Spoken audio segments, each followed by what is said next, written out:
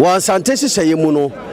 adwada ene yawada krobia sante kotokohene etenase ehwe nsem a ekoso ewa santememu ene nananom tenase edi asem ema asumdwe ne yedie eba sede ye wa akwaside ne wo ewukude wo ho a yewra nananom tenase hwe edi akwaside ne ewukude no saaso na adwada ene yawada yewra etenase hwe nsem a ekoso wa santememu no odi etuye ene eye osana bosome ene eye yawada krobia sante kotokohene ebetenase ensem ewo asantememu sede da wo ye no osiesie ema asumdwe ba sede wo amanhene eye manhene enhyiamu no saaso ne wo Kumasi Traditional Council enhyiamu ntene obepie manhia kotokofie mu a ene eye Kumasi Traditional Council yewra betenase ensem wo ho ahwe asiesie ama asumdwe ba na no dwoada yewra etenase no ensem pii ne beto krobia sante kotokohene animu a yewra asiesie ma asumdwe ba ene ensem no bi wo ho a dodo na Dibim eno mode ebre yewra senadama na botra odi siesie asem no manokre edadi ewo nsemu num tene opie mo manhia kotokofie mu nsemu a ewo ho ene ebobɔ so ama yahwefo ne yatifo enso ehunu de edikan Mpasaaso number 2 enkonwasem Mpasaaso number 2 enkonwasem beto yewra anim eye oba panyine wo ho sewra ntankese kantankese se oyade ase nsem no beto yewra anim no hwehwe mu hu se Mpasaaso number 2 eye ohema wo ho no onye adiase nemom ono akrobia sante kotokohe be na tan fi se wasomache ana ba bia nimfie ekɔ animu no otena akopem se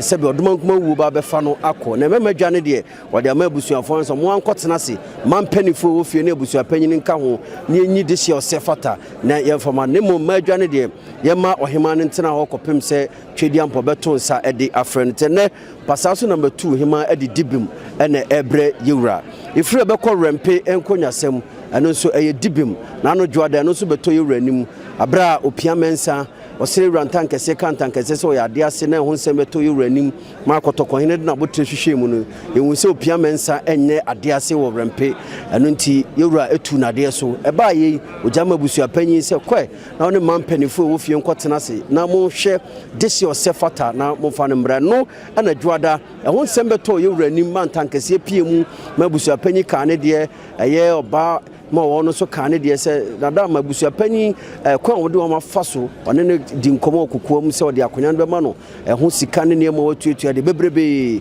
enum ana be pie se busuapanyin se mampanifo fie mienu we sise miensa ma yewra ntankase nyina epie mu ne omo de Dibim ebre yewra no so Wirempe nkonyasem no ba beto yewra anim de toso miensa Akyamfuo Asafohene na no dwoada na yenkɔ achi kakra ma yatifo ne ahwefo ehu yabe ensensem beto yewra anim ama na yabe hene ene nananom ehye ho asem asase ho asem beto yewra anim ama yewra yi nananom committee ahodo miensa se yenkɔhwe na ono na de sase ne mai nananom hwehwem nyina awie na beto nanim a se de Akyame akada ne se asase enwane de wonsem nyina no nananom kɔhwe ba ye de ano beto so na mom prempren de dikro bia na yabe abobia no ontwam saaso na mo bia nkɔ asase no so kɔpem se yewra bɛka asem na awie na no ana committee ba ko de nsem beto yewra anim se abra ɔka asem no wie no ɛyɛ Akyamfuo Asafoboakye ɛyɛ Asafohene akɔbɔ dikro ekuro no ba ko so a sabi ama basabasa ɛba wo beto yewra anim no